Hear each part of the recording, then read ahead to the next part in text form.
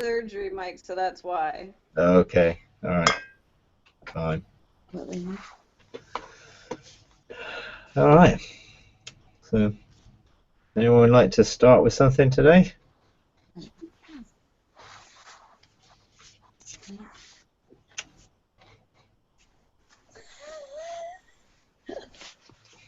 Everyone's quiet.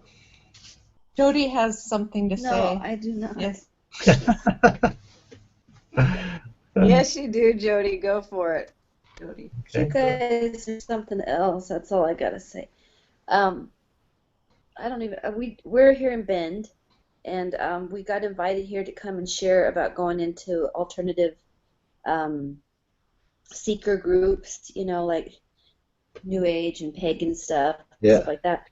So we've just been having such fun. It's been like, it's just been like, I don't know how to describe it. It's just been off the charts. Everybody's really, really, really received us here, and we went to 2 church groups, and just been really received here, and there's just so much acceptance and love, and they all want to know about this kind of stuff, and some of them are not too sure about going into these things, but they really are excited to hear, and some are very excited to go in and do stuff with us.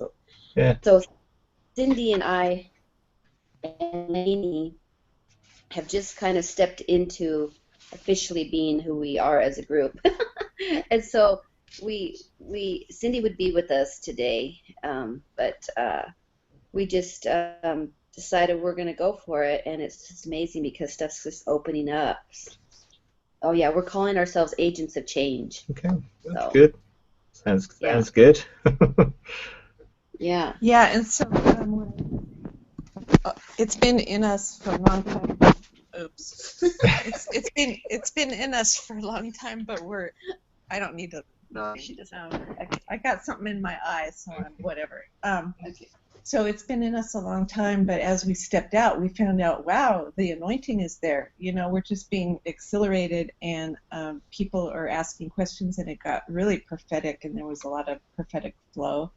And so we do feel like 2015 is going to be pretty intense and exciting. We're so happy to have this perspective, what you've taught us the last year, to be able to just go up and get our strength and supply from there. You know, Yeah. It's so different than just doing something fun and hoping it all works out. Sure. You know? Yeah. Good. Do it from a government mandate place. Yeah. Oh, I know what I was going to say now. I did a mandate before we went. Yeah. And I cannot believe how everything on my mandate was accomplished. And for me, it was about relationships, you know, and it's just, I was just desiring this like reciprocal relationship that we'd be experiencing here, and it's just been like that. And so it's been amazing. And Lainey did some framing up. She did some framing up, and we just stepped into it. It was amazing how it all came to pass. Even we framed up a spa day, and we got a spa day. God loves his children. See, Yeah. He gives us good things. He's always smiling. So awesome. Yeah, I mean, I think that's great. I mean, it's a good testimony. And, you know, it's always good to have a practical outworking of those things. And so, you know, seeing it outworked and all the things that you had there outworked is great. You know, very good. And where is Ben's? It's about 3 hours east. 3 hours east of Portland. Okay, so it's still in Oregon, is it? Yeah, it's over the mountain. We have a big mountain called Mount Hood, and it's on the other side of the mountain. Yeah. Yeah. All right. Okay. Good. Yeah. All right. Brilliant. Yeah, and I think, you know, we can't really underestimate the authority that you have when you receive a mandate, and then you have the confidence to begin to outwork it, because that confidence just fills you and flows through you, and that was what releases the anointing and things, because, you know, God equips what he's called you to do, and you can be confident that everything you need will be provided for that mandate, because that's how it works. You know, the angels will be assigned to that mandate. Everything you need to operate that mandate will be released to you. So it's really, really good. It's excellent. So, Excellent. Yeah. yeah. Yeah, the funny thing about that, Mike, is, and that's where the Lord opened the door the first time when we met. And that was when we were just meeting with you at the beginning, and people were hungry to know what this was all about. So we were just giving testimonies of our beginning stages of framing and stepping in and praying for people and all the miracles that were happening at the very beginning. So it's kind of funny that, you know, got sent back to go there again. So I think it's an open door. And just, you know, being willing to walk through, because we didn't feel at all that we really even knew much. I mean, you know, listening to your journeys and things like that, you're just kind of like, oh, okay, Lord, and you know, all this stuff is just happening, and it's kind of Yeah. it's humbling, but it's honoring, because you know God can do anything. Yeah. Yeah, absolutely. Yeah. And at the end of the day, you know, he's looking for willingness. You know, he's Right. not looking for professionalism or thinking we can do it all. He's looking for a willingness to engage, and he'll take people who are willing and he'll use them. And as we do that, we find that we'll become more in the flow of discerning and understanding and flowing in it, and you know, and we're faithful with little, and he'll give us more and more. You know, which is always the pattern. You know, being faithful, even when we don't understand and when we don't fully think, oh, yeah, that's really easy, then in a sense that's what he's looking for. He's looking for an obedience that allows him to work through channels of his grace and mercy and love. So we get out of the way, really. Once we're in the right place, then he can begin to flow through and begin to function through us and do his work through us. So it's pretty good, pretty awesome. You know, and you'll find that as you embrace your authority in it, and you know, since you know you're talking about three in a group coming together, then you know you have to see that as the authority base for that group, and then you can begin to really get a clear mandates and the blueprints, and really see, okay, what is this going to develop into? You know, as we take further steps of obedience, what's it going to develop into? You know, what are we going to see? You know, what are we going to experience? And then you can begin to really administrate it. You know, I really like it. You say, you know, yes, at the beginning, you know, we can have fun and we're just exploring, whatever. But it gets to a point where the relationship that you've entered into is going to lead you to the responsibility of outworking that in authority and power, and you know, establishing your heavenly government for it and seeing it outwork. And you know, whatever's assigned to those spheres that you've been given in terms of government, then you're going to begin to start to see them really take shape, which is awesome. Yeah, very good. Well, when we've been meeting together, I'm just going to step out there. When we've been meeting together, because we meet every Friday in the morning, and the Lord has been expanding this room. It's like there's a heavenly place that you know, we meet up there. This is what I see, and then we go to this room the Lord has expanded and shown us, and we've seen a lot of the peacock eyes in there. Mm. And we've been praying over that, and then it's on the edge of a cliff and it flows down to the earth. And we've been, you know, doing mandates from that place of what the Lord has been showing us, you know, but it's entering each time, and then it's different encounters that the Lord will put on our hearts for different groups of people. Yeah. Yeah. Yeah, and that's really how it will continue to grow, and you'll find that you'll begin to legislate things. You won't just get some mandates given you, you'll begin to feel we are called to legislate, we're called to put boundary stones in, we're called to administrate those things, and that'll take it to another whole level. You know, you will begin to bring change and transformation into those situations.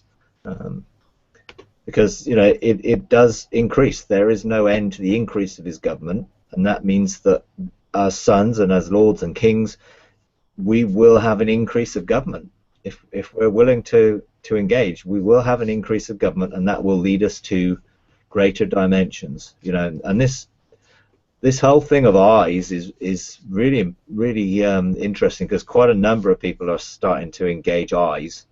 You know, and we had one of our bench of 3 meetings, and one of our bench of 3, we stepped in and we engaged around our mountain, and you know, he had a we were looking to release scrolls, and he had an angel bring this platter with these 3 scrolls in a triangle, and in the middle was this big eye.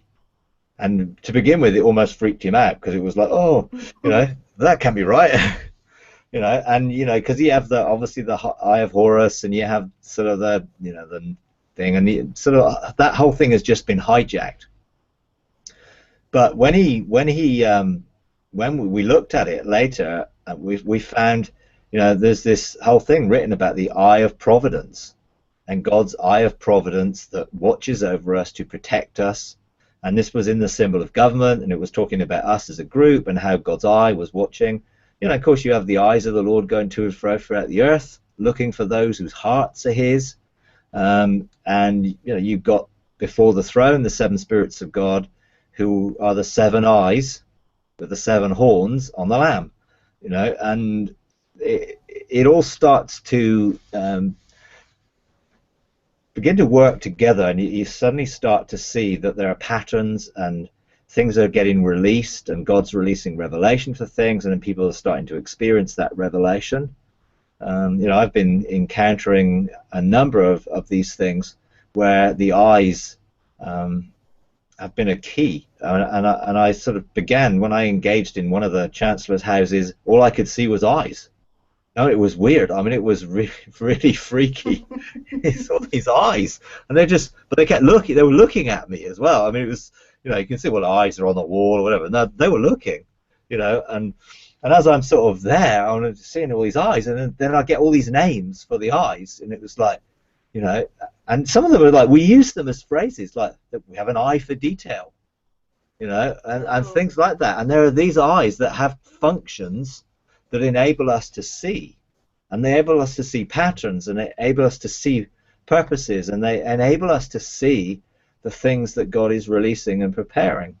And we see the symmetry of things, and the geometric patterns, and the colors, and all those things we start to see, you know, because those eyes are really important. And I'm just exploring these things at the minute, but I'm getting sort of deeper into it, and I'm understanding a little bit more about how these things begin to function.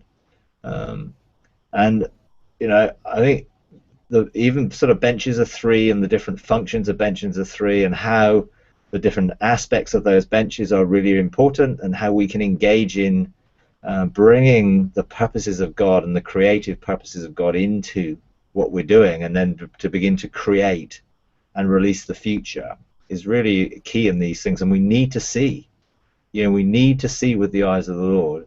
We need the 7 spirits of God as His eyes to show us, and we need to be able to engage. You know, there's a load of angelic beings, you know, all that eyes on their wings and stuff, but it's a sign, a symbol of, you know, the importance to have prophetic, apostolic, revelatory insight,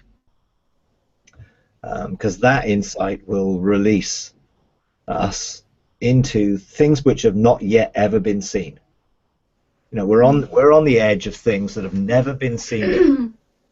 There are mysteries that have been hidden in darkness that are now being released into the light, and even the things which were brought out were into the light as scrolls were actually sealed up, and now they're being unsealed. And so we've been getting the revelation of that which was unsealed, and the things that Daniel sealed up, those things have been unsealed, but there is so much more that has never ever been seen. The mysteries of God within darkness, waiting for us to bring them into light. And those are the things that we have to use our eyes to see.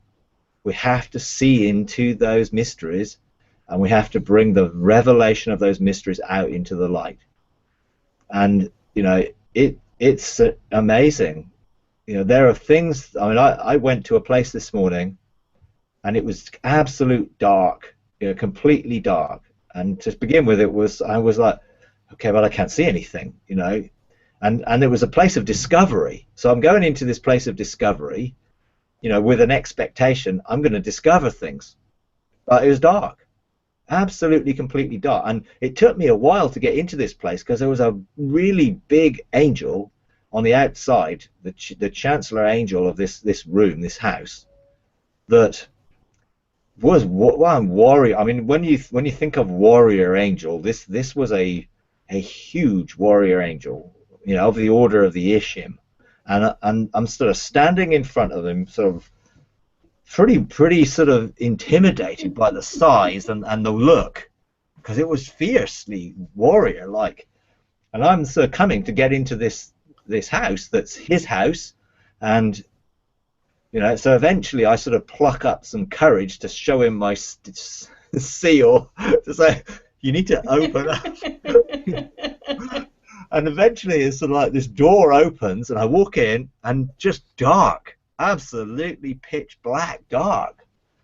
So I'm standing there thinking, well, okay, how do I discover things here? And I'm engaging, and then it's like the thought came, you need to use your heart. You need to use the desires of your heart and the purity of your heart to bring light. So you sort of, okay, well, I need to open my heart. So I open my heart, and this whole, like a spotlight of light shone out, and I could see various things, mysteries, and each I could only see one area at a time. So I'm like, okay, I want to see what's here, and so I'm sort of scanning around with my heart, looking to see these things, all these different sorts of mysteries, and there are things in there that are beyond our wildest imagination or dreams to think about anything. I mean, they're just things that no one has ever seen, thought of, and those things will be released to us on the earth. Some of them will come forth as technology, as ways of doing things, as amazing ways of propulsion and energy, and I mean, just amazing things. And within it, there were I find it, I can't describe it all because I've just sort of only engaged it this morning, but it was, again, just to know that those mysteries are being unveiled for us in our day, and we're going to be able to discover things that have never ever been seen ever, in the created order. Yeah, they existed within the heart of God in eternity, but now they're being brought into the whole realm of the created order, and we are there to discover them. That's the amazing thing. They're there, hidden for us to be able to discover and bring into the light. So I'm pretty excited by some of the things I'm seeing, but also just knowing the power of when three come together in authority. And what I discovered this morning is, it isn't just that there are, things like scrolls that are going to be unveiled. There are scrolls that we're going to learn to write. Right. We are actually going to write some of these scrolls. And how I saw it functioning is, one of the three of the sort of 5 offices in the heavenly realm are oracles and scribes and legislators, and those are functions of our identity in the realms of heaven, and it's so linked to this being able to see the end from the beginning, and bringing the oracles of God from what was into what is as a scribe, and then beginning to legislate what the future will be from the scrolls that we've written. And I'm just thinking, that is just amazing, that we will get to write the future. We'll get to write these things. We just have to learn the protocol of understanding what brings us to that point of being able to do that. But those are the things that God's releasing, and he's releasing the revelation that bring all these things into alignment, that open these houses for us, so that we will be able to be taught and to learn how to do those things. So I'm in, I think, number 8 of the chancellor's houses. I've been going through them one at a time, and I think I'm up to number 8, and there's 4 more to go. And I've been in 2 of the other ones before as a forerunner, but I'm really excited in what we get to do to be able to outwork those sort of high chancellors, governmental places in the realms of heaven. And when we engage, I used to sort of struggle with this sort of picture of a circle and being at the end and being at the beginning, because Ian talks about the Hebrew circular mindset, and I'm sort of like, well, how does that work? Yes, you're in a circle. The circle just keeps going round and round. It's like it hasn't got an end and a beginning. So how does that work? And I could never get my head around it. I understood the principle of it, but not the just it didn't make sense. That the image didn't make sense to me. So I began to engage in this thing yesterday, in which it was like seeing these scrolls and being in this huge scroll room and things, and then sort of getting this function of the three and the oracles looking back into what was, and really it's not a circle, it's an infinity symbol. It's the sign of covenant, a figure of 8 that has, again, no beginning and no end, but it does mean you can look back from the middle where you stand in covenant. That's where the sacrifice was made, where the blood was shed, where things were exchanged, and we can stand there and we can look back into what was, but it always, of course, comes around into what is, and then you begin to engage what will be, and it comes back into what is, and then goes back into what was, and there's this eternal, continual flow, which made so much more sense to me in understanding the whole thing of exchange and covenant and what that really means, to see that that's the nature of us engaging what was, and seeing it flow into what is, because it always flows back to the same place, but it never stops there. It goes forward into what will be, and then comes back into what is, and goes back into what was, and it's this flow, of this eternal infinity symbol. Really, I mean, it's a symbol of infinity that means it's just going to continue. So I'm sort of. I love 8s. Yeah. I think it's just something, again, that God's just revealing. He's just giving revelation so that we can get hold of this and then begin to pursue it. So I'm sort of really having some really intimate times. I've sort of fasting during February and just wanting to get sharply focused on engaging these things, because I'm sort of conscious that we've got the 28th of February coming up, when the Galactic Council begin to sit, and I want to be able to engage them. I want to be able to bring cases and court cases, coming with cases that we've prepared, that have come out of the heart of God, and that we can present as benches of 3 and as authority to have the first 70 days of judgments made in our favor, to give us favor and blessing and authority into situations, to begin to declare verdicts that will change situations. And then we're going to have 70 days of justice, and then 70 days of mercy and grace, and then 70 days of mercy. And I'm like, we have to know what to do. We can't wander up to the Galactic Council and sort of say, well, can you throw out a little bit of mercy or throw some grace out? We have to know, what are we asking for? What is the governmental sphere that we're looking to see that release from? How are we going to open up the everlasting doors to be able to get that out and flowing? And we need to understand these things. So I'm sort of going at it. So I want to engage the Galactic Council in this whole series of sessions, with some cases that I'm authorized to bring, you know, and I think God wants us to engage there and learn how to engage there when we're in these positions of government, you know, because there are governmental places that we have to get that level of authorization to begin to change the affairs of nations and to begin to change people groups and the effect of culture over people groups that will bring them out of those cultures that are holding them in bondage and bring them into the light and bring them into the truth, you know. And I know that, you know, God is releasing these things now because he wants us to be prepared, you know, for what's coming and the seasons ahead, so that we can bring God's government, you know. And there is so much more.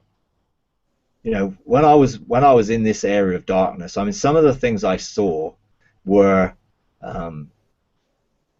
star maps and interstellar maps and dimensional maps, things which don't exist yet because they've been in darkness. They've been mysteries hidden. They don't exist yet, but there are people who are going to release them. You know, they're going to bring them into the light and they're going to administrate them. And there was just like, I'm just sort of like, whoa, you know. Yeah.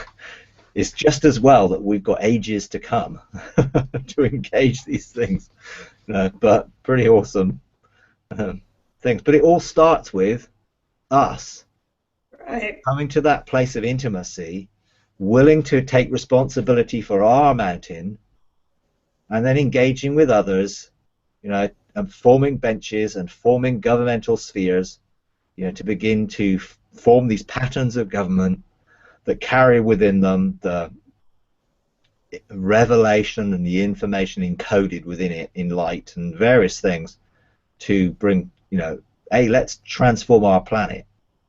You know, let's get it back to its right place. But then we're not going to stop there. You know, it's going to go on and on. So pretty good. So I'm encouraged that you're, you know, engaging, you know, in a three, and I know there are other threes we're going to see established, and we're going to really see these things move, shift. Very good. Excellent. Okay.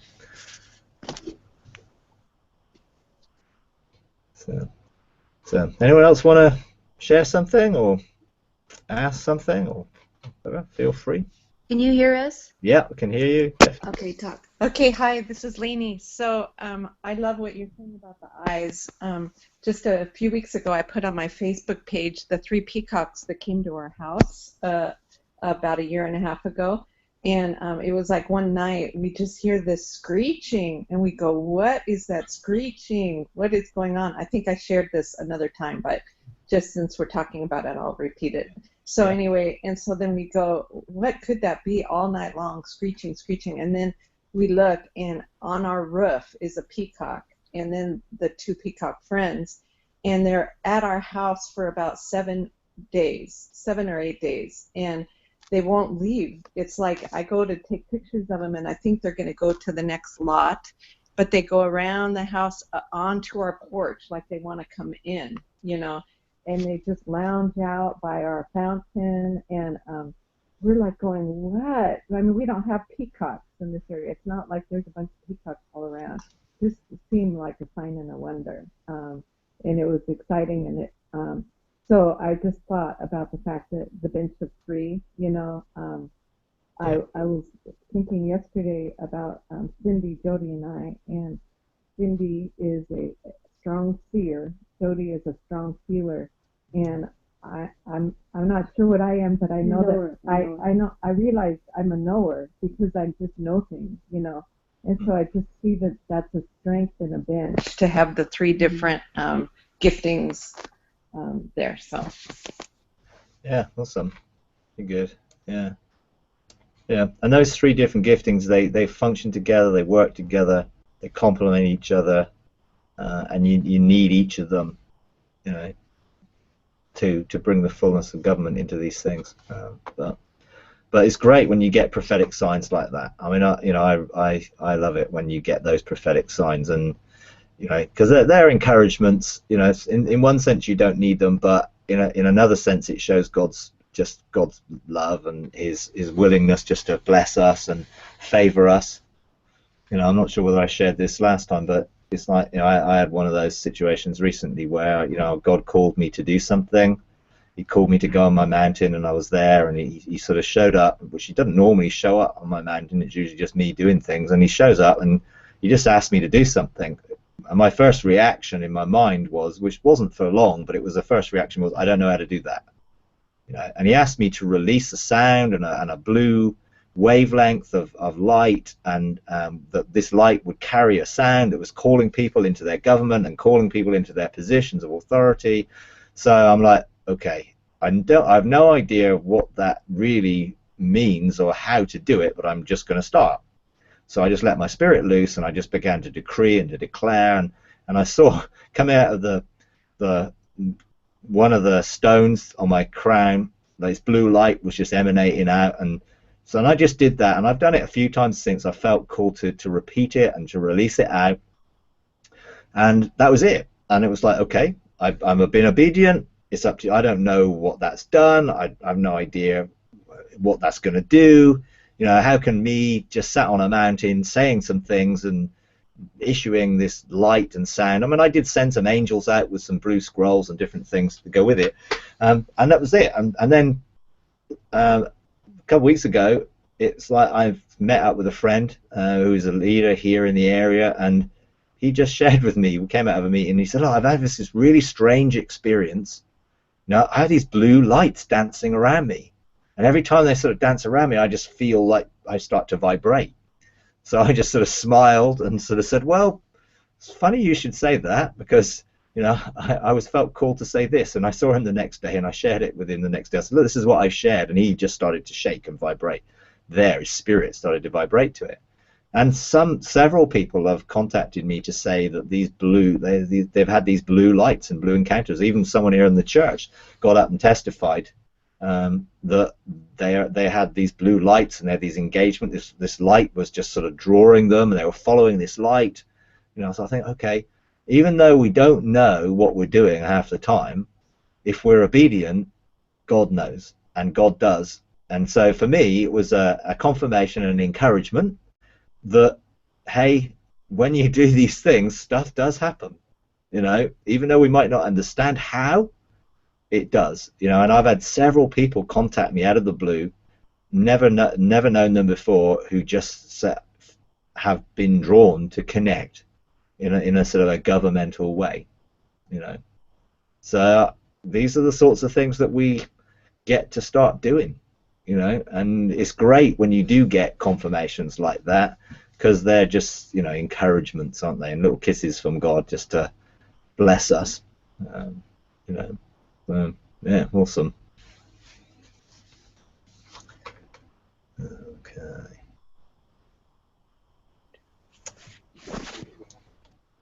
Anyone else want to share something? Yeah. Yeah, so it's been interesting lately, Mike. I've been encountering these pearls, and I don't really know how to say anything more about that. Is that they're just pearls. And yesterday I went back into a dream that I had, and it's interesting you talked about the dark, going into the darkness, because the dream was I was flying with someone, and we were flying above, and then we went down into the water, into this lake water, and it was dark water. And that was the end of the dream. And we were kind of swimming. We were trying to fly in the water, like we were in. It was kind of interesting. We were trying to fly in the water, like move like we were in the air. We were going to fly in the water. And so I just remember kind of being a little bit scared being in this dark water. And so yesterday I went back into the dream, and I went into that water, and immediately when I went into the water, I felt the presence of God, and I knew that it was almost like the dark cloud. And so it was like I don't know how to describe this, but it just felt amazing but scary too at the same time. Just like, and then these pearls showed up, and they kind of one kind of went onto my stomach, and one was like going back and forth over me, and I don't know what they were doing, but then eventually they kind of took me like through the water, and like held on to one and kind of just took me through the water, and I felt like they were angels, like, but they looked like pearls, like orbs. Yeah. So it was really interesting. I like that thing about the darkness. It was like the Lord was telling me, you can go as deep as you want into this dark water, and it's going to be okay. You don't need to be afraid, you know. And so I don't know. I felt like sharing that with you. Sure. Yeah. I mean, there's in the whole of the sort of universe that we can sort of see from, you know, our perspective here. They believe that the large proportion of it is dark energy and dark matter, and they don't know what it is, but we do, and I think that's where we will be able to bring from the things that are mysteries hidden within that darkness, because we always assume darkness is bad, where it actually isn't. God made the darkness. He separated light and day. He separated, you know, they're all contained within the realm of the kingdom. There's nothing bad in it. It's just it's because the fear and what the enemy has done is brought that into, you know, for us to see it that way. But, you know, those are the things that we're going to get access back into, you know? And the sort of the God, his person is within the dark cloud. You know, and it's a thick darkness, but it's really interesting. I think the whole thing with pearls, you know, each one of the 12 gates in the New Jerusalem is a pearl. You know, one pearl, and you know, pearls, when I've encountered it, is always a thing of gateways. So it's really interesting that it's a gateway within, because it was within your stomach, and then there's a gateway that you can follow, and it will open up and lead you into some dimensional places, and because I think we're going to engage dimensional shifts, not just the ones in this realm, you know. And those people who are out there exploring and flying and pressing into this stuff get to go first. You know, we get to explore some places that people have never been before, you know. And you know, it's those are the things that, when we're not held back by fear, you know, I know Ian Clayton has done a teaching that I've heard recently on being tethered to the earth, being tethered to the frequency of the earth, and being under the control of the stars and the moon and the 12, you know, signs of the zodiac and that stuff, that we need to be free from that tether so that we can engage fully in the mysteries of God, and then bring those mysteries back to this realm, so that they're outworked, you know. And I think there's something in that, you know.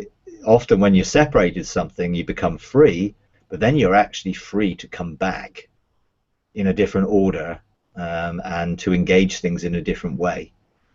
So I think God is releasing people's tethers so that we can actually soar into some of these places and into these realms and into these dimensions, and discover those things which are hidden there for us, to bring out into the light. And I mean, it's when you think of, when you sort of, you know, it talks about in Ephesians 3, you know, God is able to do exceedingly abundantly beyond what we can ask or think. You know, it's very hard to think, isn't it, of thinking things that we don't know, you know, because you have to think about them to actually know. But these are things we're going to discover, you know, which we'll have never seen, never entered in. You know, the whole thing in Corinthians, where it talks about, you know, these things have never entered into the heart of man. Those things that God has for us, well, we are going to encounter them. And so we're going to encounter them, and then we will be a gateway for the manifestation within us, and we will be able to engage in those gateways to be able to go and find those hidden things, those mysteries, and to bring them, you know, and release them. You know, it's a great time to be alive. I think right now, you know, I'm not saying there's not going to be some challenges ahead, but it's a great time to be open to these things. You know, I don't think it's a great time if you're close to these things, but if you're open, then it's a really great time. and we want more and more people to become open, you know. And it's great that you're engaging with groups and people who are beginning to hear the sound, and that their spirits is beginning to draw them, even though their souls might be holding them back because of fear and the whole religious stuff. We can deal with that, but their spirits is what's going to draw them. You know, their sound is wooing them to come home, you know, to come back to where we should be, you know, living there. I mean, we should be living in those dimensions, you know, but also connected here to outwork it as a gateway, you know. And that's the I think the joy that God's releasing is just opening up these things for us to be able to experience and engage. So it's good to hear your testimonies and what you're sharing. It's great. Yeah, so there was this guy, this pastor that we were prophesying over, and I got hip hop, and so then his kind of partner said, "Oh yeah, he's called to the hip kids, yeah." And then I thought of what we do, and I said, "Yeah, and hop up and do it from the government of you know, the kingdom of God, and that supply, and coming down like an eagle." And I was saying this and declaring that over him, and things are really opening up his leadership, and I just it's like they opened up to us, even though they're a body and we're kind of out there, you know, we don't necessarily have the same structure that they do. It was just wide open doors. They wanted us in, and then we're almost mandating over them, and you're going to hip hop and you're going to do what we're doing, you know. And awesome. That's cool. Yeah. Yeah. I'm you know, really, I really feel the whole sort of northwest area is such an important area right now. I think God is opening up so many things. He's establishing government. You know, I mean, it seems strange in one sense because I'm on the other side of the world, but I really feel, you know, and a lot of things I've been doing in the heavens has been directed towards that whole area, simply because, you know, without doing anything, God has established all these connections and the relationships that we have, and you know, I've got more groups and more connections with people there than anywhere else, you know. And I think that's not a coincidence, because I think God is raising up that area to be a pattern of government and to be something which is a model for how to begin to release and to bring the government of God to be able to engage in there and bring it, and to soar like the eagle and do those things.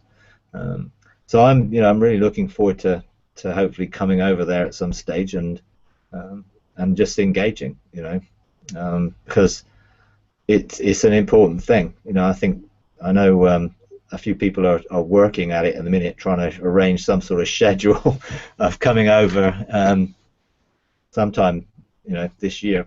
May possibly, and maybe again in August, I think, possibly. So I'm sort of looking excited about that, because I just know what God is doing there, and you know, I love to get involved and you know, be on the ground and see it and experience it, and you know, help in some way if I can, to you know, encourage people and groups, you know, to press in, you know, and to engage. And you know, in a sense, you know, even sort of like this, I've sort of got this leadership support group for groups who are in transition, and a lot of them are from that whole area, you know, just looking to help groups and churches transition into this whole new order of Melchizedek, and to embrace it and to be able to outwork it.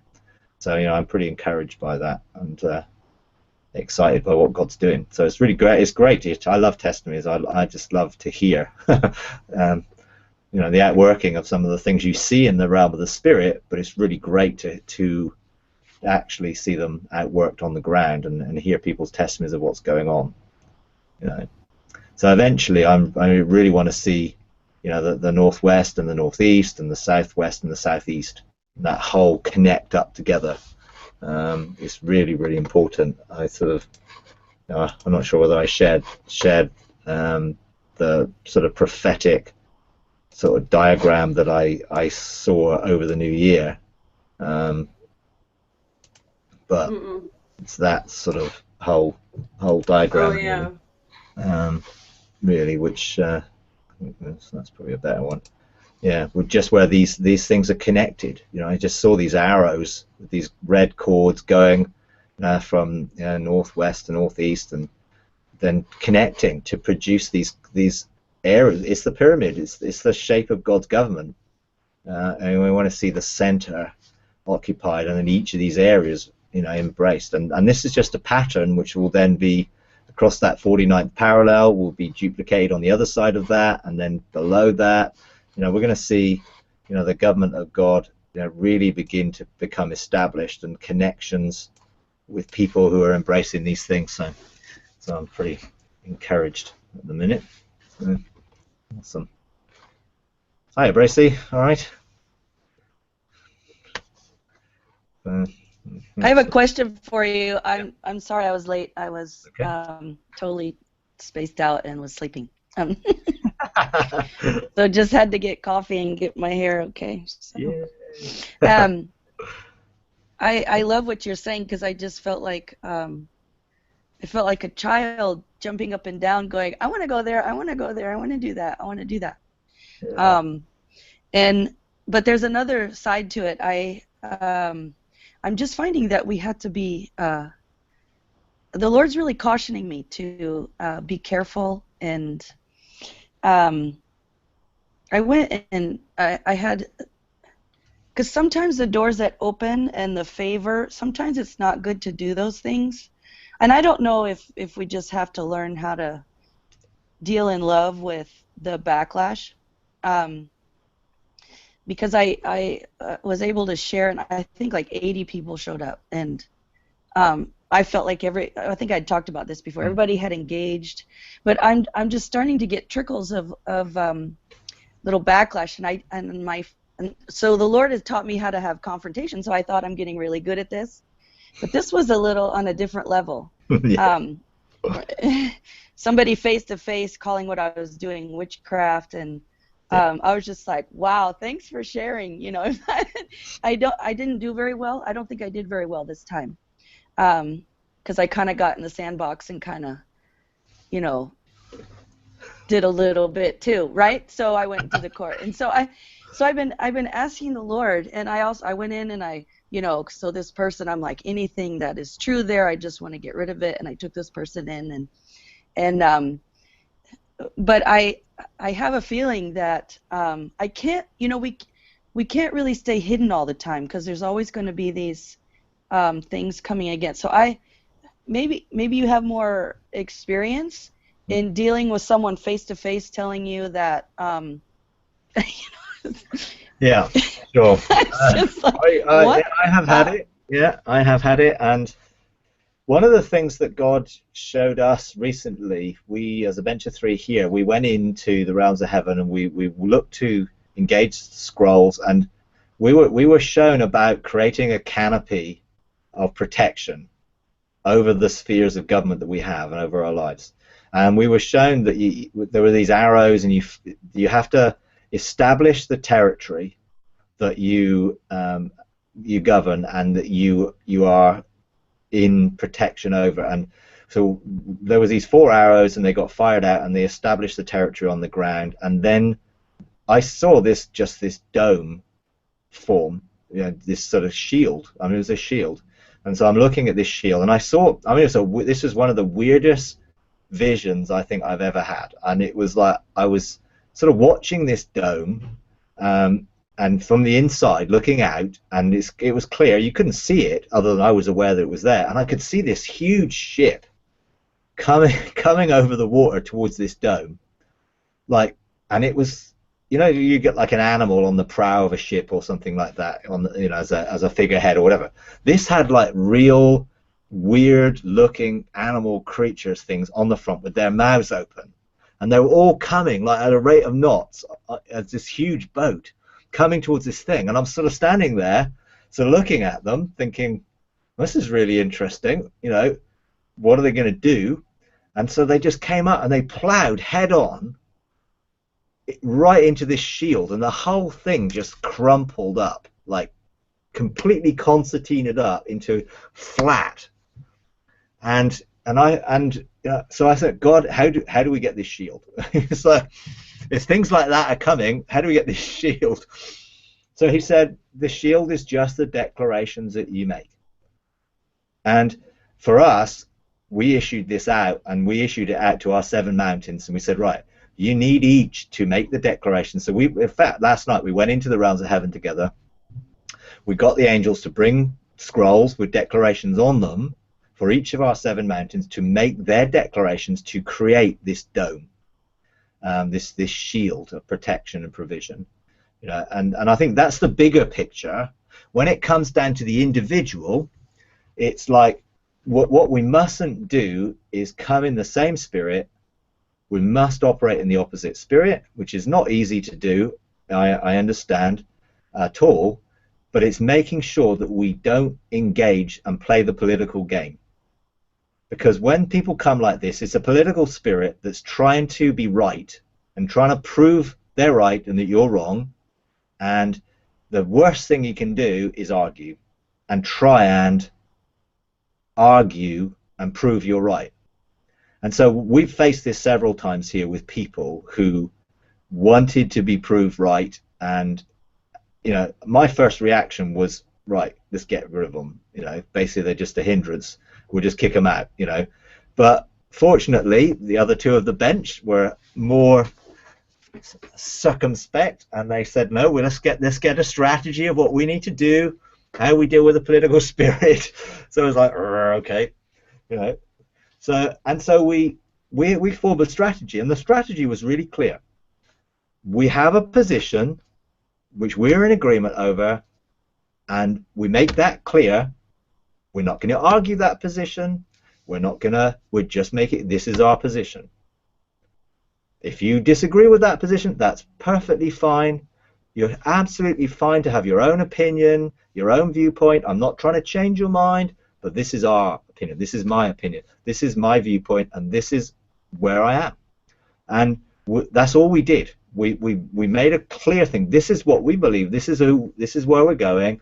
We make that clear, and we're not going to argue, but we're not going to back down. We're just not going to be offended if you take issue with that, and you can call it whatever you like. You can do whatever you like. We're just going to bless you. We bless you.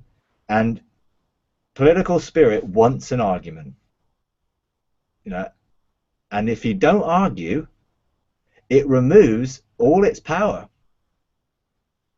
because it will try to, get people on its side. And we had this here. I mean, one guy who was operating in this, he totally disobeyed, in a sense, the process of coming to us and sharing with us. He went round us, tried to get to all the other leaders, tried to get to people, tried to influence them. And it was like, okay, what do we do? And it's like, no, we stick to our position. This is our position. This is what we make it clear. We make all the leaders clear. This is our position. We're not going to argue. We're not going to, it's like, I really want to deal with this guy. It's like, and, everything in me was like, I really want to deal with this guy. I want to sort him out. And it's like, no, actually, we just stuck to it. And in the end, he stopped coming, and he stopped contacting people. He just stopped. And then he contacted us sort of about 6-7 months later, and he said, I'm moving away from the area. I've been given this job somewhere else. And actually, we said, look, can you just come on a Sunday, last Sunday you're here, around in the area. We want to pray for you. We just want to release you. We want to bless you. And he actually got up and he gave a testimony of the positive things that he'd received while he was here. Didn't give any negative things. And we were able to just bless him and lay hands on him and release him and send him on his way. And that was the strategy that God gave. If we'd argued, it would have created factions and division, and it was like, because that's what it does. It always looks to create sides of an argument and get people on side. And because we didn't respond that way, because we didn't badmouth him, we didn't say anything negative, we just stuck to our position. And whenever he queried anything and wanted an argument, we just sent him the same thing again. This is our position. Not changing. That was it. And it's not easy. I can't. Yeah. Not easy, but I can't. You know. I can't say that I did the right thing. I can't. Well, we learn. I can't say wouldn't that have done the right thing either. You know, to start with. because it was a personal attack. Yep. Actually, that I needed to fast and pray, and that Jesus said only these come out with fasting and praying. And I was just like, trying to, you know, I said stop. What happened was very interesting because I'm in a I call it my crazy house church. And what happened is that when you have open church like that, you're going to get all these kinds of things that happen. And what happened was that I actually told the person to stop because they were really attacking me. I mean, you know, like a barking dog. I was like, wow, dude, you need to like stop. And then we kind of groveled in the sandbox and had a knockdown drag out a little bit, just a tiny bit. It wasn't that bad.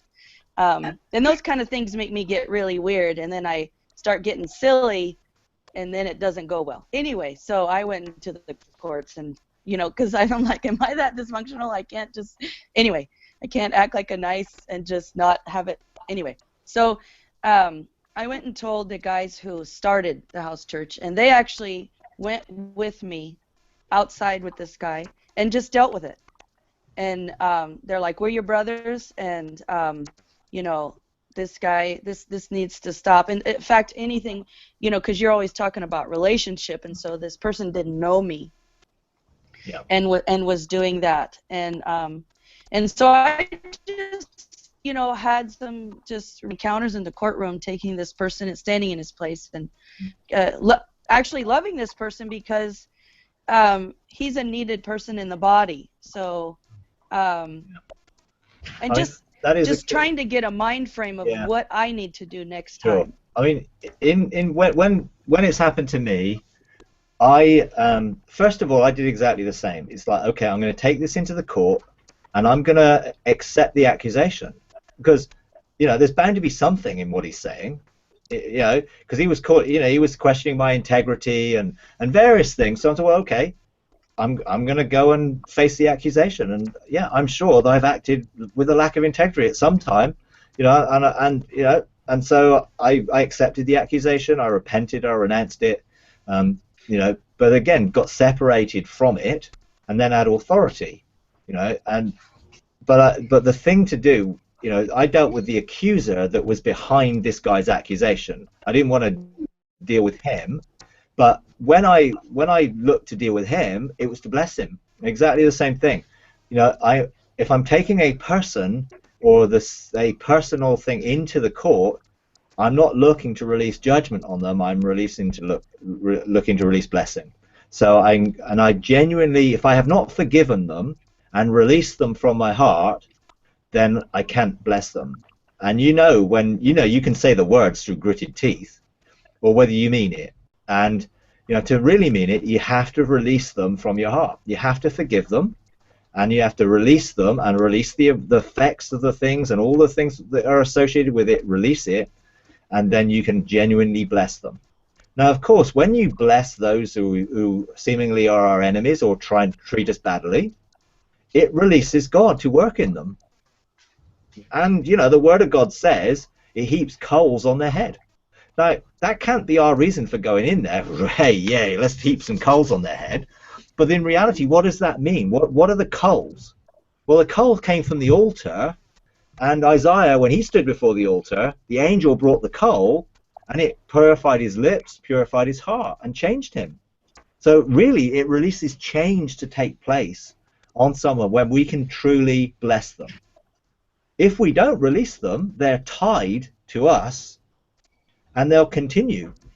You know, we have to release them from us so that they're not tied to us, and therefore God is at liberty. When we do not forgive and when we're in unforgiveness, they're completely tied, and God can't change the situation. So it's making sure our hearts are right, that we're genuinely operating in forgiveness, and that we can genuinely bless them. And then it's like we just trust God, bless this person. Now, he knows what blessing is. For us, it's like we might have an idea of what we think blessing is, but we're trusting that God will do what he needs to do in that person to truly bring them an empowerment to be who they're called to be. You know? And that's what we can do. But it's not easy. I mean, none of these things where we get personally attacked. I mean, you know, I know people say, well, if you're really dead, then you don't get offended. Well, yeah, that's true. But there's a sense where we are still people and human beings. We have emotions. It's like we're not robots. We're not automatons. Essentially, we are in that place where we have to deal with our emotions. And when someone says nasty things about us, it's not pleasant.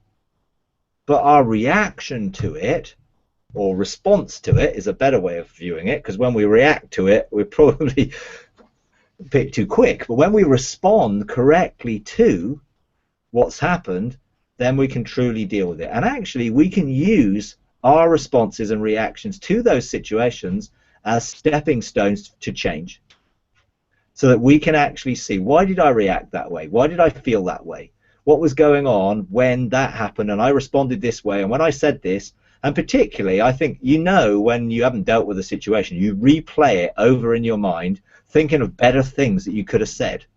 You know, and you could have been sharper when you said this, or you could have, and you know, if you do that, you're replaying it, you're just actually sowing it into your heart. So it's like we have to take it captive really quickly, release forgiveness, and then you can then deal with, okay, well, what was in my heart? What did that hook into? You know, what memory did that hook onto that made me feel?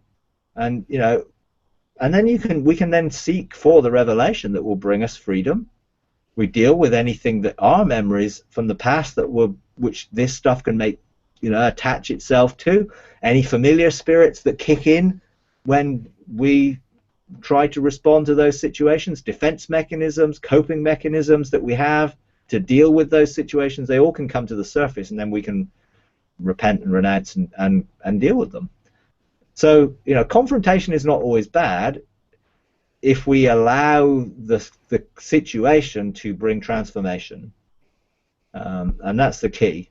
We learn from it, we grow through it, and then we can move on from it, you know.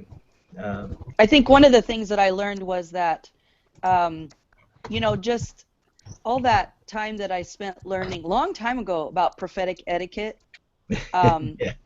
that, you know, it's like we're coming full circle and learning things that, you know, was a long time ago. And it's just so necessary when a man comes up and says, can I speak with you alone? You know, my first instinct is, you know, I went, okay, I should have said, just hang on just a minute, I need a person with me. Yeah. And just learning just the basic things. Yeah. But I did have a question for you, because you brought up we have 3 benches of 3 now, and then myself, so we're 7, and no, we're 6. We're 2 benches of 3. And we had the last time we met, we had a huge thing happen that was just amazing, dealing with the land and the Native Americans. And so when you said that, I'm like, we have a case. I just felt like we have a case we have to present. And then I went, what is it? You know, it was like, what case is it? And then so I know we have that, but I don't even, like, it's what? Sure. Yeah. It's like, give me the dossier so that I can, anyway. Yeah. But then those are the things that you can go and engage in. It's like, okay, I'm not sure what the case is. Okay, well, some things we can learn from some of the things that have been done. You know, the whole thing of spiritual mapping and all that stuff. There is information out there of previous things that have gone on in the land and the ground, and the stuff where the ground cries out and the blood was shed, and, you know, false covenants were made. You know, all sorts of things like that, which are historical things, and people have searched them out. And there's nothing wrong in using that information, but taking it to a higher level court, because most of the people who did that research did not know how to engage heaven. They just tried to deal with it from a natural perspective, and they tried to do some identification repentance, or they went and, you know, did something on the ground, which is great, and I'm not knocking that, because I think that's all part of it, but you have to deal with it at a high level court as well, above it. And so some of the information that's already out there hasn't been dealt with fully in the judicial system of heaven. If there is revelation that you need, then you go to the strategy room. You know, if you know you have a mandate, then take the mandate to the strategy room and say, okay, we need to sit down and we need to get the strategy of heaven to put this case together. And you know, and then see, okay, well, what the revelation you're gonna get when you do it, and just pull that revelation. Everyone will get something. You'll see different aspects that will come. Pull it, then look to, okay, how can I put together a legal case? What is my right? You know, what rights do we have here? Well, the right to the land, the original covenant that God made with the nations, all those different things that you may well get. Then you put together your case based on prophetic words, things that God has spoken, you know, eternal things that are in the heart of God. You put together a case. Obviously, you have to deal with the accusations of the enemy or the legal things that hinder your case. You sort of demolish those arguments in the court, but then you have, this is the case for justice or for righteousness, or let's say you're going to go to the Galactic Court for judgment. You're going to be looking for judgments to be made found in your favor or in the favor of that people group, which is going to release them into their eternal destiny, which is going to open them up for God's creative and redemptive purposes for that group. You know, you begin to put together a case, and I think you won't get a case in 5 minutes. It's going to take some looking seriously to pull a case together. I mean, you got a big court case. You have to put in the groundwork. You know, you have paralegals going out, you have associates in law firms that they go and get information, they go and find precedent. You know, you go and look for biblical precedent, get precedents that you can say, we have a precedent for this in the Word, we're going to use that as the precedent. You need to respond to this precedent. Just put things together like that. You know, so, I think the last time we met, yeah, that we actually did put the case together. Which is weird. When you were talking, I was like, okay, because the last time we met was, we have a Native American in one of the benches, yeah.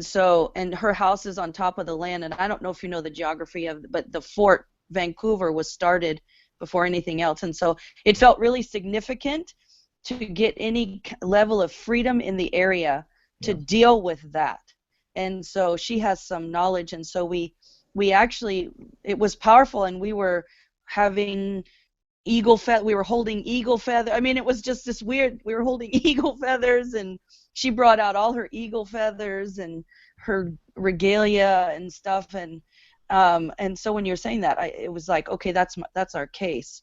Yeah. So now maybe to go back and get precepts and principle. Okay, that's good. Okay, all right, good, excellent. Yeah, good, thanks. Yeah. Can you reiterate, Mike, about how you got that shield that when that big ship came against you? Okay. Yeah. Okay. Well, what we did is we were, the three of us in a bench were together, and we were looking at scrolls, and one of the scrolls showed 4 arrows that we needed to fire out to set the boundaries of our territory. That was the first thing. So this is the area that we are called to govern and protect, and this is the base in which we are going to expand. So it was not like, oh, this is just a protection and we're going to keep protecting it. No, this was our base for expansion, and we would eventually fire more arrows out to a wider sphere, and then we would expand that sphere. And so then when I saw this dome and I saw what it was intended to do, it was like, okay, we need this. How do we do this? And you know, what the scroll basically said, you need to make declarations. You need to declare and make declarations that will be given to you on scrolls that set this shield and set this boundary. And we knew we weren't supposed to do that, but our 7 mountains were supposed to do it. So then last night we went in together and we released those scrolls that contain the declarations. And now each of the mountains need to declare to form their part of the shield, so that the declarations, the words, the frequency of those words basically creates an invisible shield that the enemy can't see, and if he comes up against, he just basically folds up, you know. And so that was it, you know. Now, you know, we've sent people away to get those declarations from the scrolls that they were given, and then they will make them from their mountains with their benches of 3, and they will make those decrees and declarations to form that shield. So then when all 7 mountains are together, we have protection in each of those areas, and each of the mountains has different spheres. So one is health, one is freedom, another one's harmony, another one's blessing. They each have, they have 7 different aspects which their declarations will form in that area to give us protection overall from each of those things. And that's that's really it. Okay. Okay. Okay, because in a similar way, the Lord had me, from the last time we shared, I had shared about how the Lord was teaching me to slay giants and dragons and demons, and gutting them and taking all the goods they've taken from the sons of men. And what he had me do to get that shield of protection was a little bit different. He had me go up to my mountain, and he had revealed to me on another occasion my robe that was covered with living stones. And I got the revelation that the living stones are all the people that he has called me, called into my realm. And so he's been training me to rule from my mountain in my sphere of influence, and I'm protected because I already been, he reveals the giants and the dragons and the demons and things that had inhabited my mountain. And so, because from the very beginning when I became a believer in Christ, I was attacked mercilessly by leadership in churches, and I was the outcast. They called me a witch. They just had a lot of accusations against me.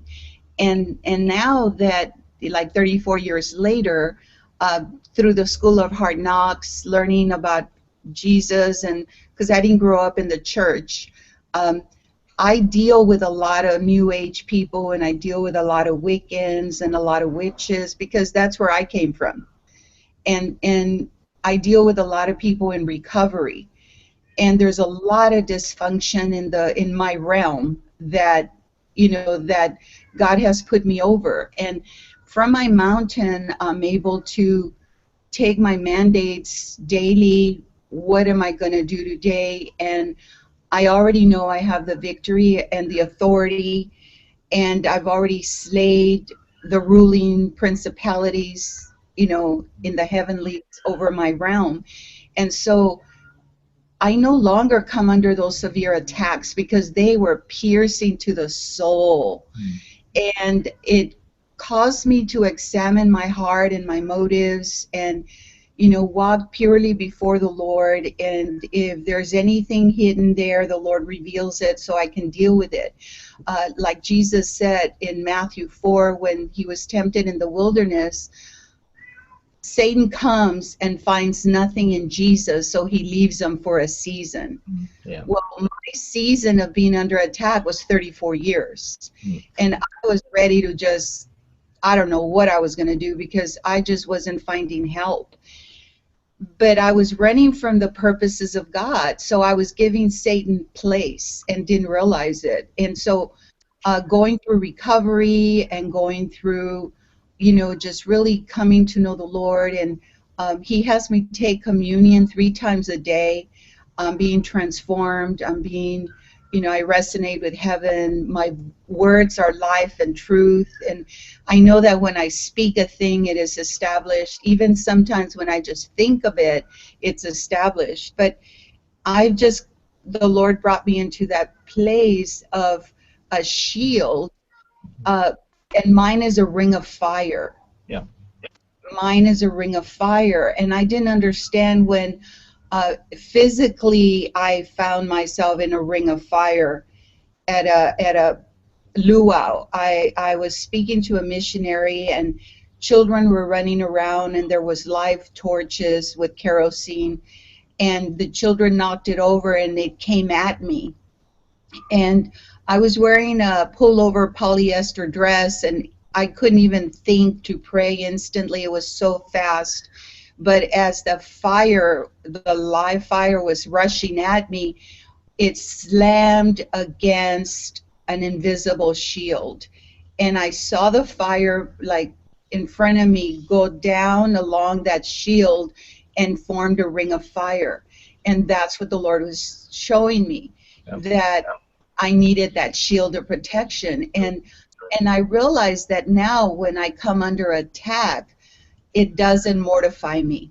I listen to the individual and what they have to say, and as I'm listening to them rant and rail, the Lord reveals to me and gives me that discernment to know what spirit is behind it. And so I go back and get that tool that the Lord gave me about, binding them with the blood of Jesus, because I see it as cords, unbreakable cords, and I bind that spirit like quietly, as the person's railing, and I just look at them directly, and I see that spirit being bound, whatever is revealed to me, and then I cut its head off and I gut it.